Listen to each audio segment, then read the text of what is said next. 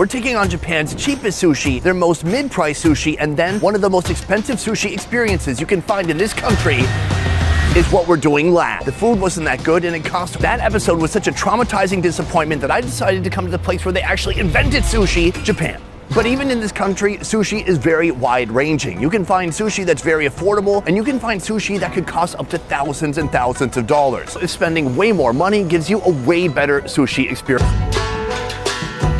Conveyor belt sushi. Basically, you sit down and you wait for the sushi to come to you. Yes, you can order if you want to, but the fun of it is kind of seeing what pops up and what rolls by as you're sitting in place. This is our cheapest location of the day. Let's go find out how cheap it really is.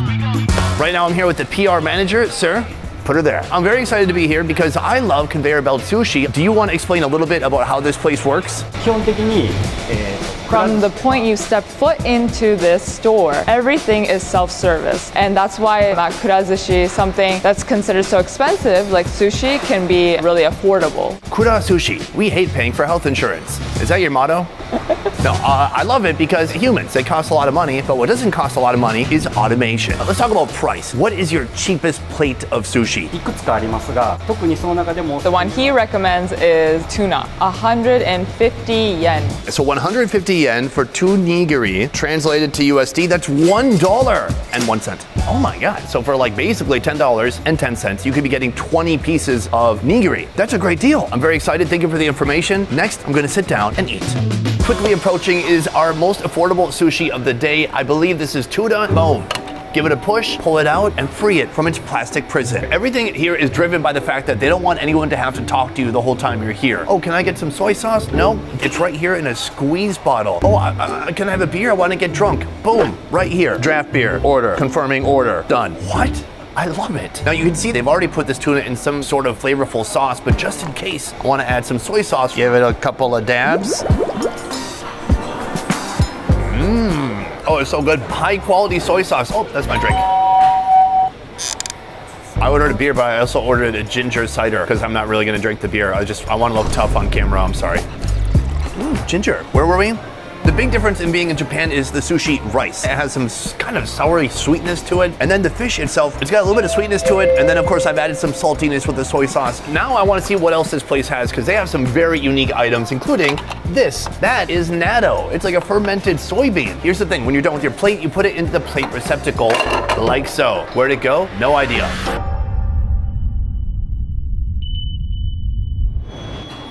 This franchise has dozens of locations in the USA, and I forgot that I've actually been to one of them. But the menu is completely different, and that's because the palate of Americans is all f***ed up. But then you come here and you get to try the real cool stuff like this, natto. Not for everybody. A nice rice base, crispy seaweed, and then just absolutely slimy, gooey natto. It's a little bit nutty in flavor, but a mild taste overall. It's all about that funky texture. So from here, I'm about to pile up on these plates. It's time for serious business. All right, folks, we have another round of random plates that appeared before me. Let's go one by one. This one here is a chicken egg. We've got some green onion, and then I'm just told a bunch of different seafood here. I'm gonna throw some soy sauce on there. Oh, it's spicy. It tastes like Korean gochujang, and the egg is imperceptible. It kind of just faded away into the background behind that spice, but a very nice... Someone else getting beer. It's only 11:36. Nice. Moving on to our next dish. Right here, a little bit of pork. It looks like a thin strip of bacon with sauce on it that's been put on some rice.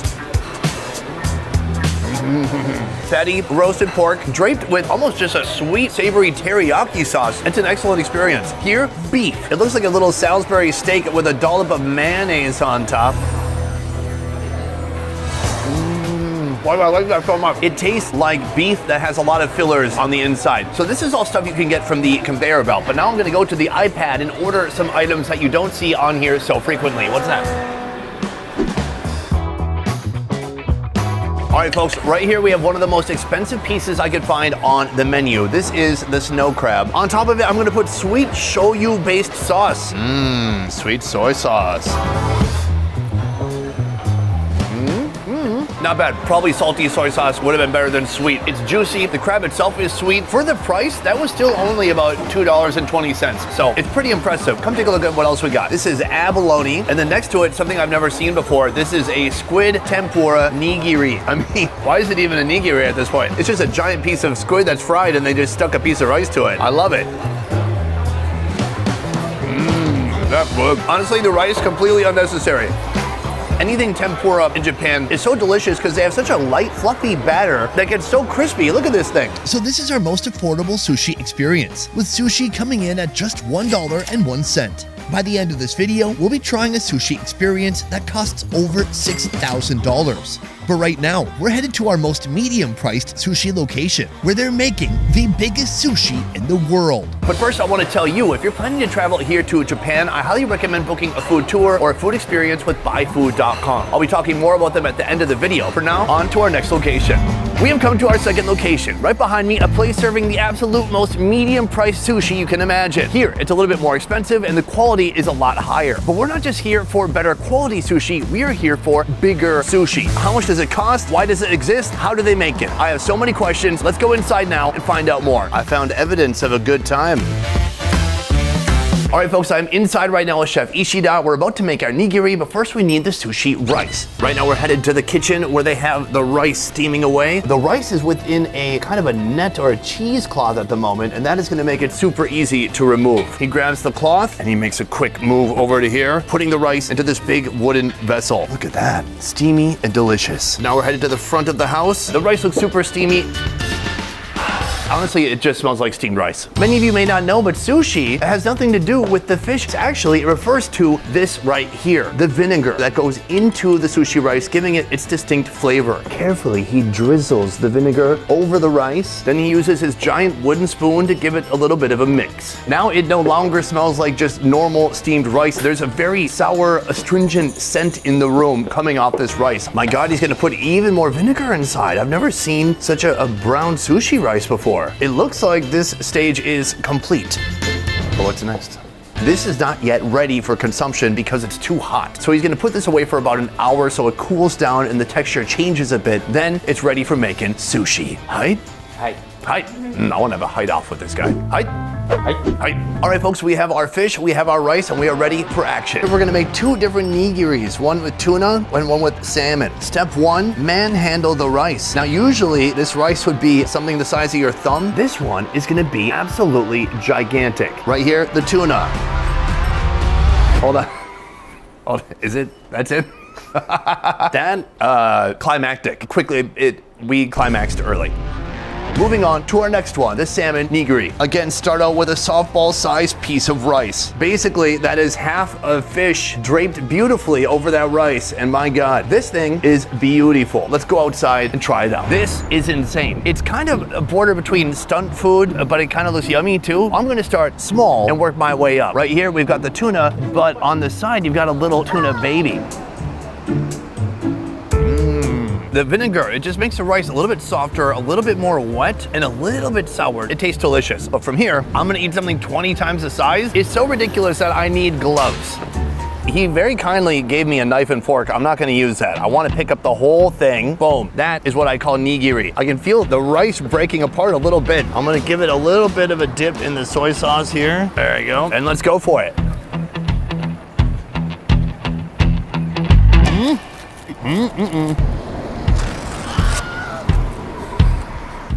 I didn't even chew that. Wow, I think there's some tendons or something in there. That did not break apart as it usually does. Look at this, it looked like it got into a car accident. I'm starting to understand why people don't usually eat nigiri in this way. But what if I try to eat it from the other side? 100 IQ. Oh yeah, nothing's gonna go wrong this time.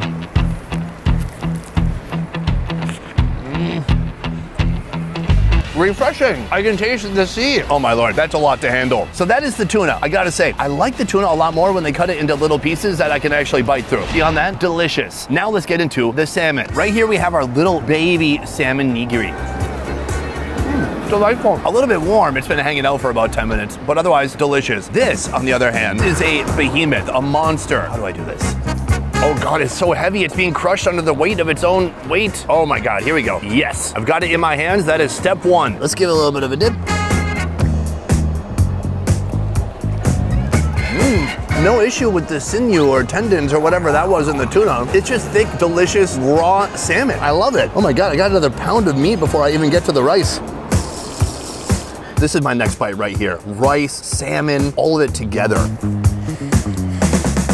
I don't think I can go back to normal size nigiri. It's super yummy. It's also a lot of protein. My omega-3s are through the goddamn roof right now. That's awesome. Thank you. Let's talk about the price. Each of these costs 5,000 yen. That's only about $33. That's kind of wild to me because this is like half a salmon here. Here is the catch. This isn't usually on their menu. This is something you need to call ahead and ask for, and even then, they still might not do it for you. It depends on their schedule. So if you do come here, I recommend getting the normal size sushi because it's much more convenient to eat. Before we finish up, there's something I want to do. My favorite form of salmon nigiri is the roasted one that has mayonnaise on top. I brought the chef with me. He has gas and he has mayonnaise. Let's make some magic. Step one, a little bit of a squeeze of mayonnaise, and now the torch. Yeah, buddy. Torched mayonnaise with salmon, it's such a good flavor. Surely it's gonna work when you scale it up 1,000 times like this. Oishi?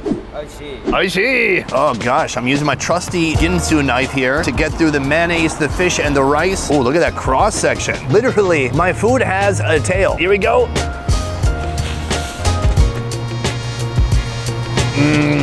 I knew it. I can taste it from my mouth to the top of my nose. The delicious taste of mayonnaise and also salmon and way too much rice. I'm gonna sit down here for the next hour and finish consuming both of these completely. And then after I get gout and die of mercury poisoning, I'm gonna head to our next location where we're spending well over $1,000 on one of the most expensive sushi experiences you can have here in Tokyo, Japan. Let's move in 1 hour.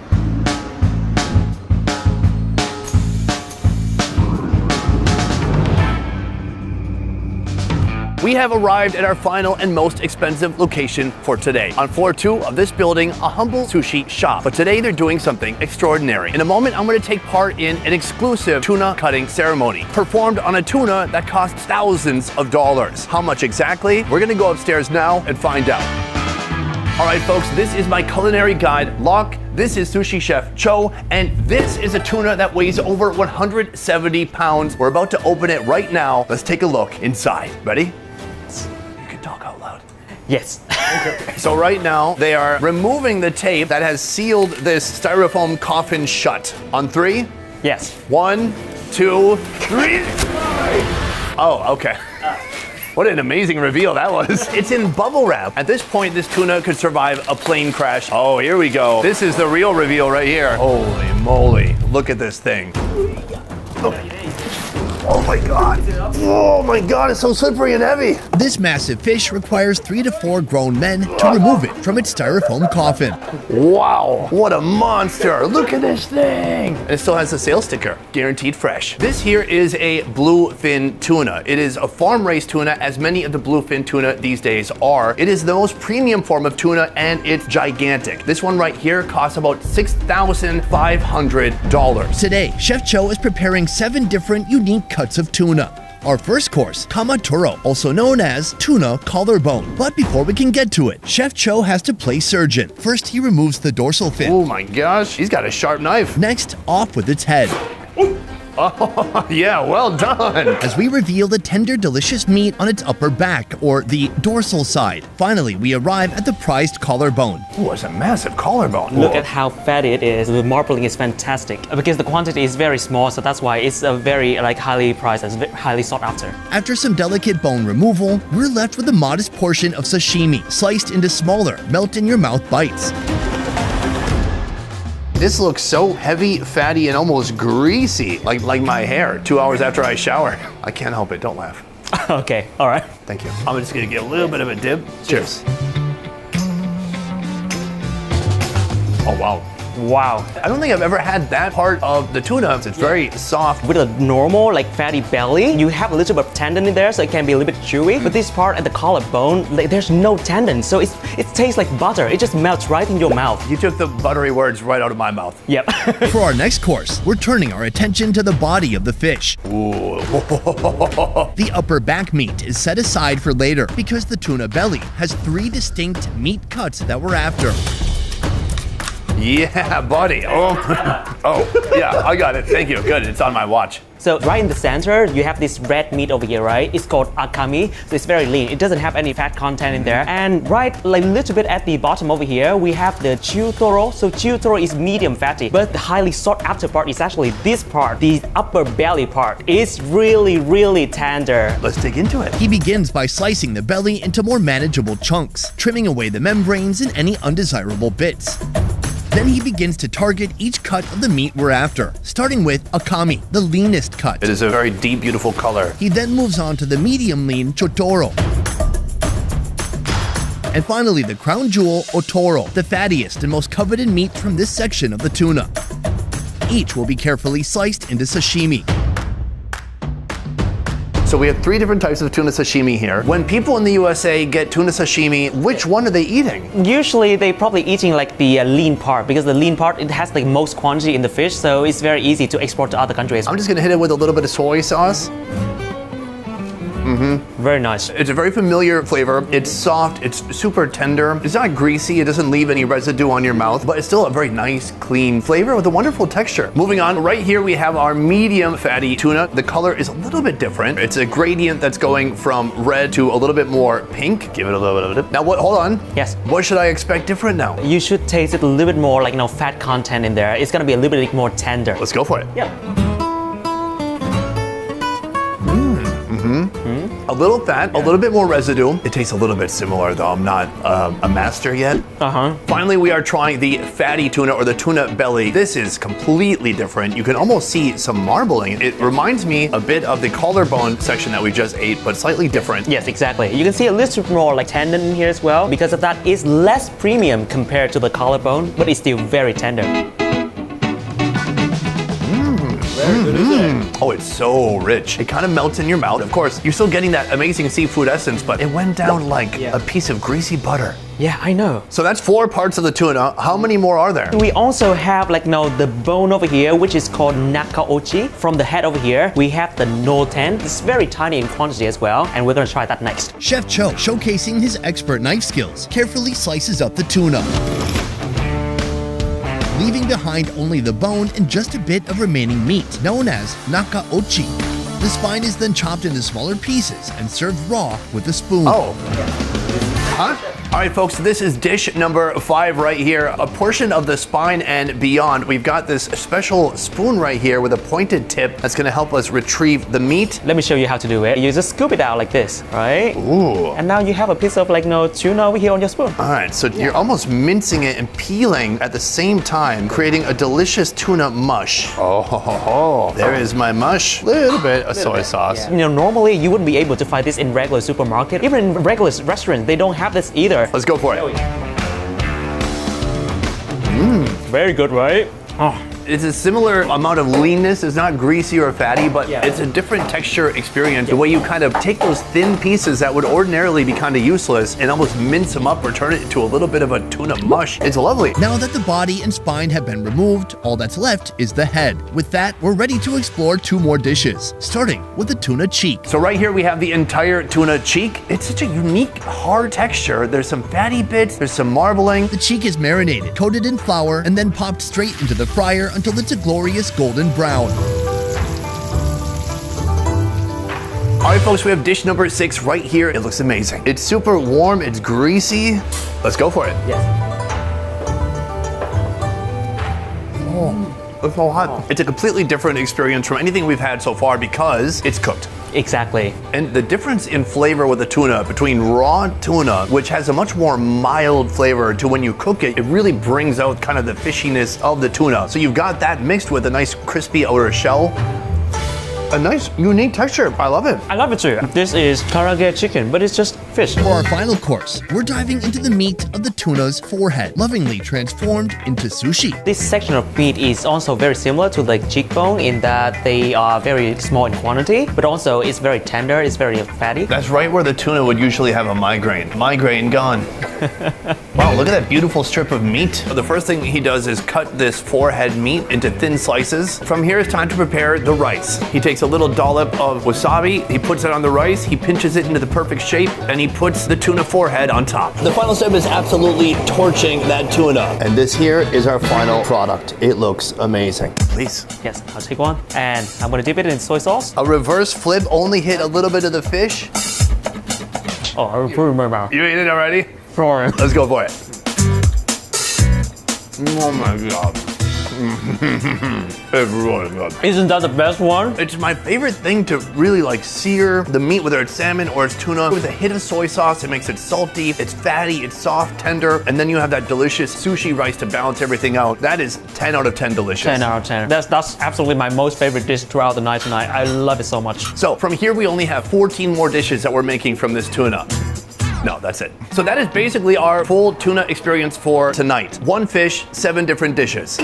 I gotta say, I'm very impressed. I thought you showed like, it's just like 6. 1 fish, 7 different dishes. Is this 7? I thought you saw like, oh, anyway. Sorry. From here, I still need to head outside and tell you which experience today gave me the most bang for my buck. Let's go outside and talk about it. All right, folks, today I had 3 different sushi experiences at 3 different price points. And right now I'm gonna tell you which one gave me the most bang for my buck. The thing is, if I had to spend $6,500 for that experience, I probably wouldn't do it. But the thing is, you can do that experience similar to what I just did for only around $200. That tuna cutting show is put on by Tokyo Localized, and you can book it through buyfood.com. If you book this tuna cutting experience, not only do you get a show, but you also get unlimited food and unlimited alcohol. So with that said, I would 100% have to say the tuna cutting show gave me the most bang for my buck. But that's my opinion. You guys let me know downstairs what you think. Which one would you most do? Because the first one's cheaper, but let me tell you what it doesn't come with: unlimited alcohol. If you got a big enough gullet, you can drink your money back. Anyways, that is it for this video, guys. A giant step up from when I went to Nobu in Los Angeles. I went from a tragedy to a fairy tale ending. It couldn't be any better. I hope you enjoyed watching. That is it for this one. Thank you so much for watching. I'll see you next time. Peace. All right, now, sake. It seems like I've had sake already, but now I'm really gonna have sake. I'm gonna swim in a pool of sake if I can find one. Maybe a hot tub.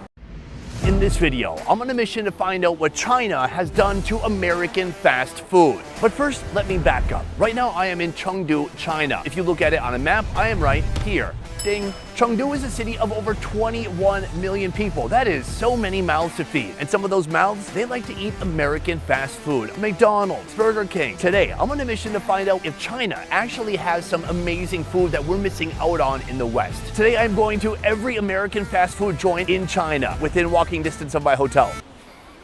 So there is a small limitation. Up first, the icon of American fast food, McDonald's. Behind me, those familiar, comforting golden arches, McDonald's.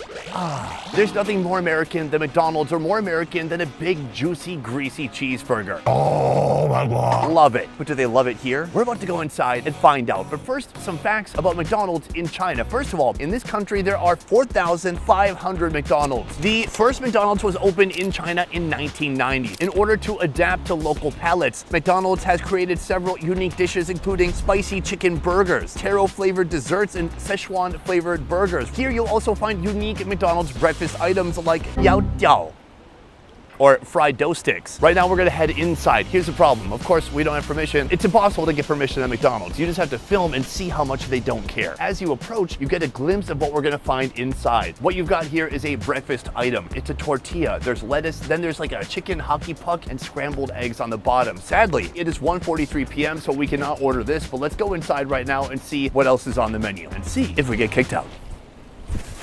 Time to go undercover, baby. All right here we have the kiosk. Immediately, I am seeing stuff I've never seen before anywhere else. We have a big meatball burger. We have sausage and beef burger combo. So those are sausages on top. It looks like mustard, and then beef patties below. Right here, take a look how huge this one is. The flying saucer chicken burger. The best choice is the extra large chicken steak. The steak is 2 times the size of the bun. Here they have a crispy chicken and bamboo shoot wrap. This is not gonna be easy to decide, but whatever menu items stand out the most, that is what I'm gonna order now, and I will see you at the table. 谢谢. Okay. She said, enjoy your meal, you fat f***. Those Chinese classes are paying off though. All right, folks, we have our first meal of the day right here, coming in at $20.68. This is undoubtedly cheaper than what you would find in the USA. Going to China is like going to an alternative universe. In 2 different universes, in 2 different timelines, McDonald's was created, but it went in 2 different directions. 麦当劳 Case in point right here. We have French fries, but they're not French fries. They're crispy fries. What the heck is the difference? These look extra crispy. These look like twice fried. Okay, the alternative timeline is not always better. It's a bit crispy. It's very starchy on the inside. It's very seasoned, super salty. To wash it down, I've got my Coke, which does not come with a straw. Since there is no straw, that means this meal will create absolutely no trash. Amazing. Let's dive into something a little bit more substantial. This is a flying saucer chicken sandwich. Oof. Okay, what? If you look at the picture though, it feels like either the bun should be smaller or ideally the chicken would be bigger. Let's give it a shot. Crunchy, greasy chicken. I didn't even get into the bun yet. That's fantastic. It's like a McChicken on steroids, but it's like the Chris Pratt volume of steroids given to a McChicken until it looks better. It's not like The Rock dumping an absolute pharmacy down his throat or, you know, inside a needle. The patty itself, it's greasy, it's crunchy, it's delicious. Why are they calling it the Flying Saucer Chicken Burger? I thought Flying Saucers only visited the USA. Before we get into something more savory, I want to show you this before it melts all the way. This is the Taro McFlurry. I don't know what's so amazing about taro. Taro is basically a purple potato. Why would this be a dessert? This is basically chunks of potato on my ice cream. And that's what it tastes like. It's sweet, the sugar part's good. But the taro is just starchy cubes of soft taro. Overall, do I like it? Yes, mainly because it's ice cream. Speaking of strange local ingredients, inside of this roll, we have some young bamboo. First of all, that is our tortilla. When you open it up, you can see we have the crispy chicken. These are the bamboo shoots, and then there seems to be some lettuce or cabbage, perhaps a spicy sauce on the inside. Let's try it out. A little dry. It's mostly fried skin or whatever's coating the chicken. The bamboo shoots are nice. They're refreshing, a little sour, kind of crispy. And then there's a red sauce in there. Perhaps some Szechuan peppercorn in there too. It's definitely spicy. Very peppery, 10 out of 10 pepper, a bit spicy. If I was driving through Colorado, I would not be craving something like this. No, this one can stay right here in Chengdu. Cleanse the palate. These next two I am very excited about, and I hope they do not disappoint me. Starting with this, it says German sausage double beef burger. It says it right on the package. Amazing. When I come to China, I think Germany. Wait, what? Let's take a look inside. Surprise, ladies, double sausage. So it looks like we've got mustard, double sausage, and double patty. How do you guys feel about two sausages at once? Feels a bit aggressive to me. This is just a meat lover's dream or nightmare. Let's try it out. It's amazing how those two patties and those two sausages all blended into one meaty flavor experience in my mouth. So it is very heavy. The mustard is not very sharp. Mustard is supposed to cut through the heaviness. It did a little bit. I think I like it. All in all, a delicious and unique burger experience, something I would enjoy having if I was driving through Wyoming. Right here, a taro pie. Now, if you take a look on the outside, it's similar to all other pies that McDonald's sells. Oh, there we go. Look at that, starchy potato, great. I mean taro, not potato. Let's hope it's not taro-able. I'm convinced if you put enough sugar on anything, it could become this. They have kind of a gooey sauce in the center and then just little bits of taro in there. If you put enough sugar in here, you could put broccoli, you could put Brussels sprouts, a little bit of cauliflower, any of that would fly. Does it taste good? Yeah, it's pretty good. I like that the pastry itself is very crackly, crispy, flaky, very satisfying. This is the iconic meatball burger. Oh wow, it looks like its diaper needs to be changed. All right, here we go. I found the latch. Boom, wow. It looks like 3 mini meatballs. Then they've got some lettuce in there, tons of sauce, a little bit of cheese. Overall, it looks like a more chunky, solid, sloppy Joe. Let's give it a shot. 33% of the balls are in my mouth right now. It's pretty satisfying. This is like a Minnesota potluck or football game food. It's a very like tomatoey sauce. Some of the mayonnaise is mixing in too, which is a welcome treat. You've got some lettuce for crunch. The bread is nice and soft. So that is 7 or 8 different McDonald's products, things that I've never seen in the USA. That said, we have a lot more food to see because I am going to every single American fast food chain that I can walk to from my hotel. Let's keep going.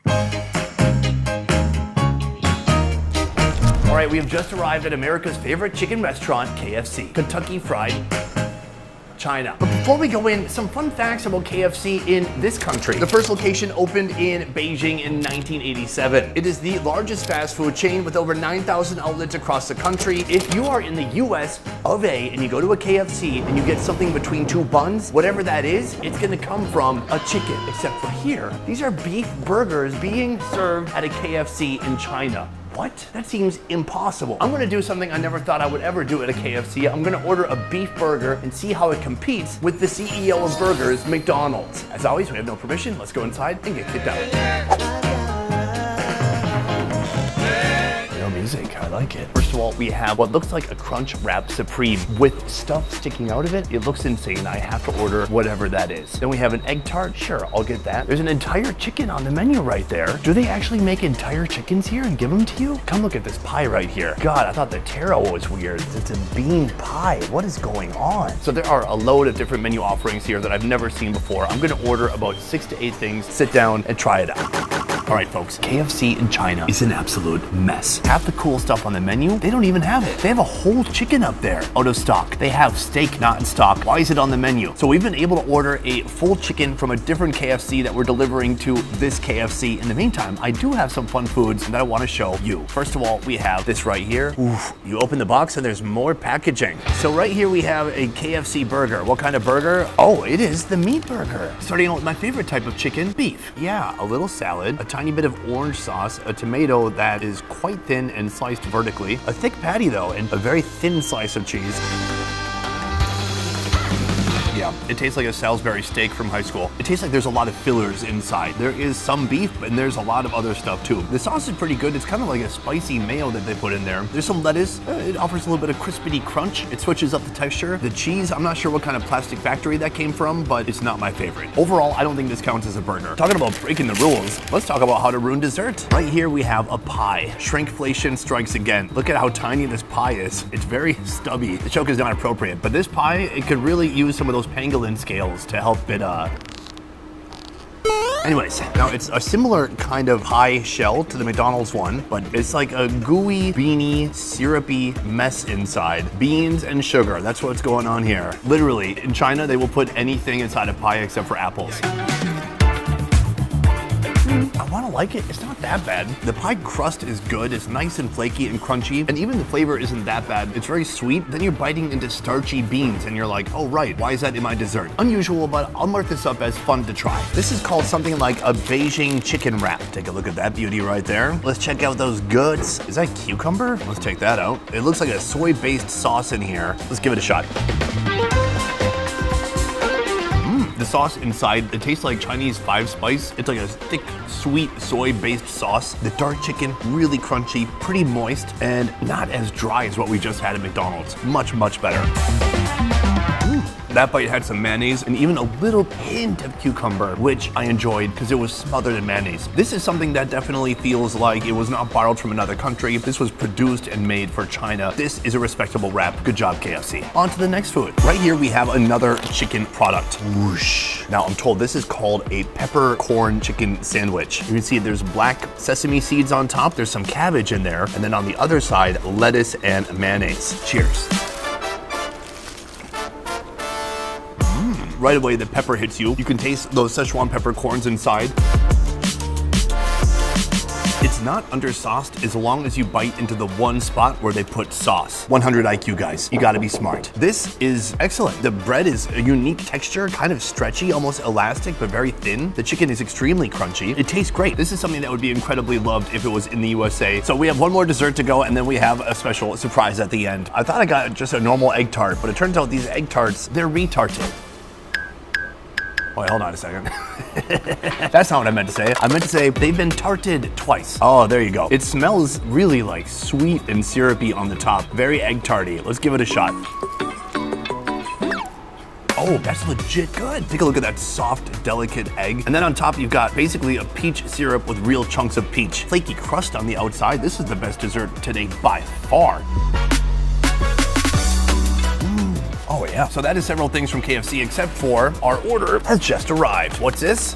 It's an entire chicken. Have you guys ever been so desperate for KFC that you went to a KFC and then ordered KFC from a different KFC to bring to your KFC? Because that's what's happened here. Oh, they did it. It's like delivering a child. Come on, push, push, you can do it. Oh, look at this. A baby bird delivered into this world. No wonder it's sold out at this location. I would get this every day. Why don't we have this option? The problem is, in the USA, our chickens are gigantic. Oh my God, you can go look into its body. Obviously, it's got beautiful breast meat right here, wingies, drumsticks. I'm just gonna break off a drumstick and a thigh. Oh yeah, it's hot. It smells in here. They're using these Chinese spices. It smells like a Chinese 7-Eleven. It smells like the steam that comes off of tea eggs. Crispy skin, succulent meat. What's not to love? Gonna give it a shot. Oh, it's so good. It's a completely different flavor profile from anything we have in the USA. The spices aren't strong, but there's definitely just this amazing mix of Chinese spices in here, giving it so much flavor. It's so aromatic, which this is pretty high praise for freaking KFC chicken, but this is excellent. And what's amazing is that this whole chicken right here, it's about $4.5. That is an incredible value. I'm absolutely in love with this. I'm gonna eat the rest of this on my own in private, but from here